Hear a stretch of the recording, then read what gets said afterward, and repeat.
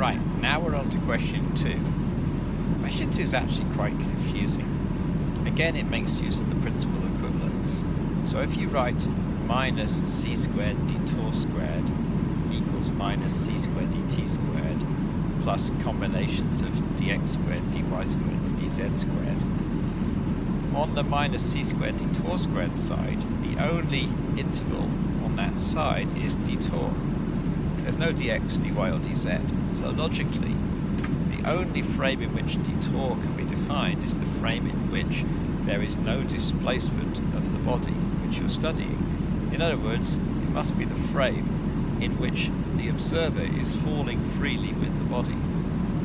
So dτ is the proper time interval on a clock that is attached to and freely falling with the body as it moves. Now dt, on the other hand, is the time interval on a clock, or properly the time interval between clock ticks of a clock, which is in the frame of a different non-free falling coordinate system with respect to the object you're studying, because in that frame you have both a time interval dt and a spatial displacement dx, dy, or dz. So that's the meaning of those two time intervals. So the freely falling clock has a small interval between its ticks compared to the held clock. So if you throw the freely falling clock up in the air, when you catch it, the held clock will have ticked less times. And so the time elapsed on the freely falling clock will be greater than the time elapsed on the held clock by a factor equal to the square root of 1 minus 2gm over rc squared. And that's from taking the square root of the equation at the top of the algebra that you can see while I'm giving this talk. So you get 1 over the square root of 1 minus 2gm over rc squared, and that's a number less than 1, so tau freely falling is greater than t held. In part C, you have an additional complexity, which is actually a little bit of a red herring. You have two observers at the same radius playing catch with a freely falling clock. So these two observers have synchronized clocks which are held at a fixed star.